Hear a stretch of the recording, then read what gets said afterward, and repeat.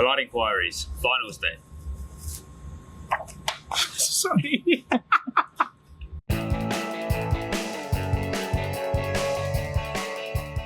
Tom Brunchill asks, I turned it off when Gleeson was bowled. Did I miss anything? Do you reckon people did that? I mean, why wouldn't you, Doug? We had Hampshire roughly there celebrating, like genuinely in the holly stand. I'm pretty sure Nathan Ellis had dived into row 2 and was sculling a pipe by the time they actually got. Well, not only were some of the Hampshire subs on, 12th men, running on to celebrate with them, some of the Lancashire players were on to shake the umpire's hand and congratulate Hampshire. Tim David had to walk off after the actually penultimate ball. I still cannot comprehend, because they set the fireworks off, and it turns out they have backup fireworks in case that happens. Yeah. And I suppose why wouldn't you? Given that we check no balls with, with TV reviews now, God bless whoever started that fight, because geez, that would have been a whole other scandal entirely. But yeah, auxiliary fireworks. Always be prepared. Reece Benjamin asks, who needs the 100 anyway?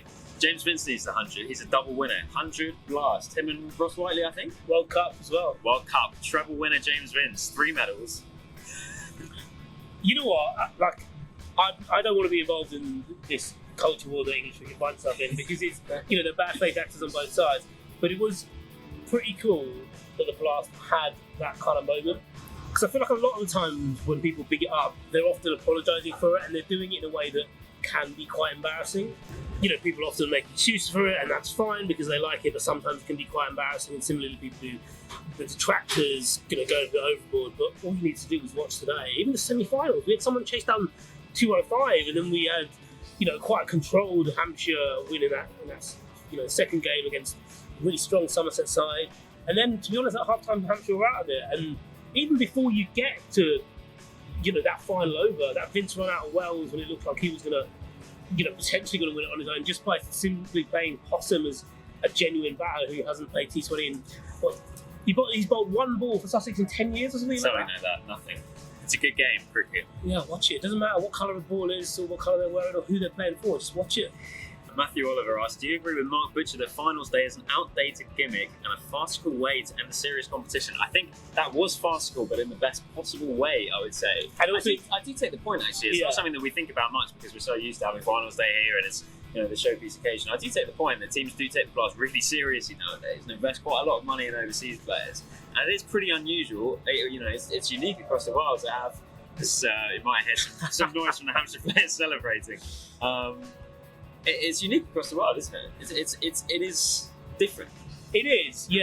And I think I totally understand what Butcher's saying in terms of the competitive element of it, but I feel like players are really conditioned to that, and it's part of the Blast, really. And I also think that there's a different kind of fan base here. And, we could focus on the Hollies and all the boozing and things like that. And it's obviously not for everyone, but there's something about the Blast, particularly finals day, that holds, I don't know, like a core demographic. A demographic that doesn't get older, but it just stays in that kind of 18 to 35 sweet spot. It's a showpiece occasion, isn't it? In the way that a Lord's final used to be, and it's kind of overtaken that, I guess. And wouldn't you rather be here than at Lord's? Just saying. Bromwich do it better. Mike asks, is Stephen Croft the greatest T20 player in Blast history? No, it's Luke Wright, I'm sorry. Yeah, it is Luke Wright. Or Nathan Ellis.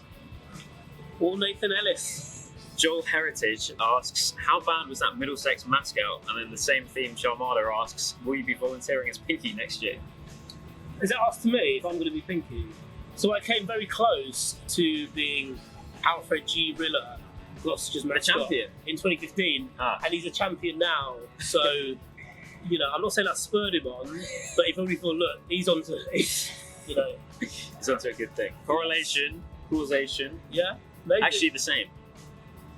Rita Brata asks, one of the great finals of all time? I think it's probably the great final of all time. There's been some really good, so Blast finals, we've had, the obvious one is 2010's comparison, Hampshire, Chaos, James Vince, quite a lot of similarities. Mm-hmm. There's been some good ones around the world, I think IPL, there was the one where Malinga defended an unbelievable last over against Chennai a few years ago.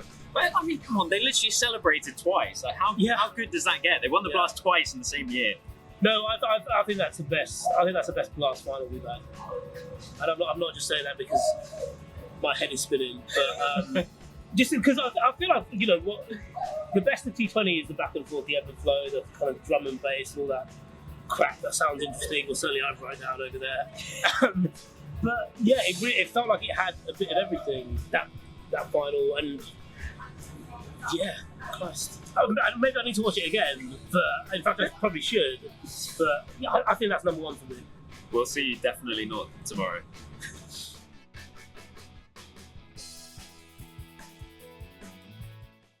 Thanks so much for watching ESPN on YouTube. And for more sports highlights and analysis, be sure to download the ESPN app. And for premium content and live streaming, subscribe to ESPN Plus.